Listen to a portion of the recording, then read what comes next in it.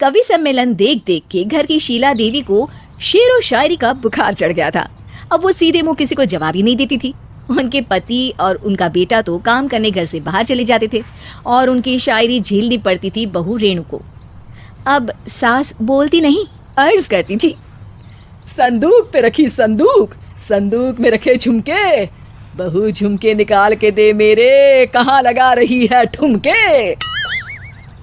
माँ जी, झुमके तो आपके निकाल दूंगी मैं, लेकिन आपके दिमाग से ये शायरी का भूत कैसे निकलेगा?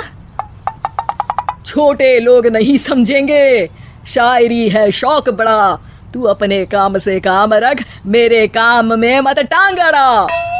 शौक अलग बात है, लेकिन हर चीज में अपना शौक डाल देने से जग हंसाई हो सकती है सासू माँ। अरे मैं हूँ एक नंबर कलाकार, कोई ऐसी वैसी बला नहीं, तुम घर के कामों में उलझी, समझोगी मेरी कला नहीं।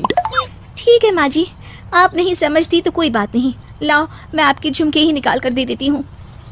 बहू सास के झुमके निकाल कर देती है और वहाँ से चली जाती है। शाम को बहू अपने पति से शिकायत करती है, सुनिए जी, आप माँ को कुछ समझाती क्यों नहीं? अरे क्या समझाना है माँ को? अरे अपनी शायरी थोड़ी कम करे ना। अरे तुमको उनकी शायरी से क्या दिक्कत है? अरे मुझे नहीं, पर पड़ोस में सब लोग हंसते हैं, कहते हैं बुढ़ापे में लोग सठिया जाते हैं, लेकिन शीला जी तो शायर हो गई हैं। अरे लोगों का काम है कहना, लोगों की बातों का क्या टेंशन लेना। अरे वाह, मैंने भी शेर कह दिया, वाह वाह वाह। देख लो, तुमसे किसी ने कहा नहीं और तुम्हारे सामने कोई माँ की बुराई नहीं करता तो तुमको फर्क नहीं पड़ रहा। अरे तुम खामखा की बात का बतंगड़ बना रही हो। चलो चाय बना कर ले आओ मेरे लिए, साथ पियेंगे, कोई ढंग की बातें करेंगे।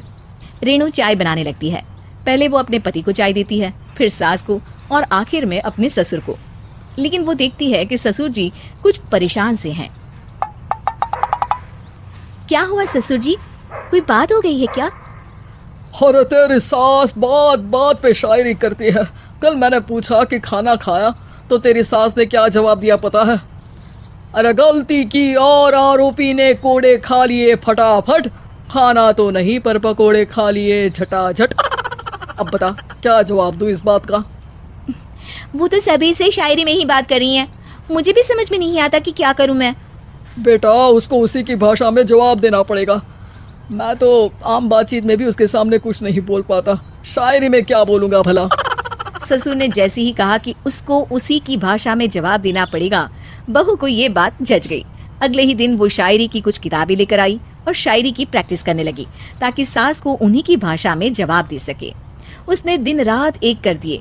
एक दिन सब साथ में बैठकर टीवी देख रहे थे, तभी रेणु सबके लिए बिरयानी बनाकर लाती है, लेकिन सास को बिरयानी भाती नहीं।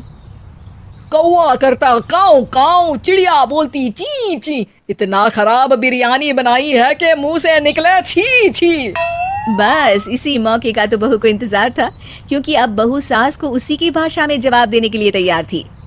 माँ जी हमको अपनी ये बेकार शायरी ना सुनाइए, जैसी भी बनी है बिरयानी चुपचाप खाइए। ससुर जी और रेणु के पति ने रेणु का जवाब सुनते ही जोर से ताली बजाई और सास ने जब रेणु का शायराना जवाब सुना तो उनके गले में बिरयानी अटक गई। बहू ने एक और शायरी का तीर छोड़ा। शायरी में बहू के सामने सास हो जाएगी ढेर, क्योंकि सास मारेंगी एक शेर तो बहू मारेगी 1.25 शेर। सास को छोड़ के सब वाह वाह करने लगते हैं। आज पहली बार सास को नहले पे दहला मिला था और रेणु ने सास का मुंह चुप करा दिया था। अगले दिन रेणु का पति उससे कहता है, अरे वाह तुमने तो माँ की बोलती बंद कर दी, मजा आ गया। अब मेरे लिए कुछ बना दो, खाकर मैं काम पर चला जाऊं। शायरी ही है मेरा जीवन, वही करूंगी जी भर के, नौकरानी रख लो कोई, काम नहीं करूंगी मैं घर के। अरे तुम क्या माँ जैसी हरकतें करने लगी, सीधे सीधे बात करो ना। हो गई कल शायरी, रोज थोड़ी ना करोगी। शीशी भरी गुलाब की पत्थर पे फोड़ दो, जो मुझे शायरी से रोके उसके कान मरोड़ दो। पति घबराकर वहां से चला जाता है और बाहर उसके पिताजी के पास जाकर बैठ जाता है। दोनों अपनी बीवियों की शायरी से परेशान है। ससुर को पछतावा होता है कि क्यों उसने बहू को सास की भाषा में ही जवाब देने का आइडिया दिया। अब तो घर में 2 शायर हैं। दोनों एक साथ दुखी स्वर में कहते हैं, हम दोनों की ही बीवियां जब से शायर हो गई है, क्या बताएं जिंदगी एक फटा हुआ टायर हो गई है।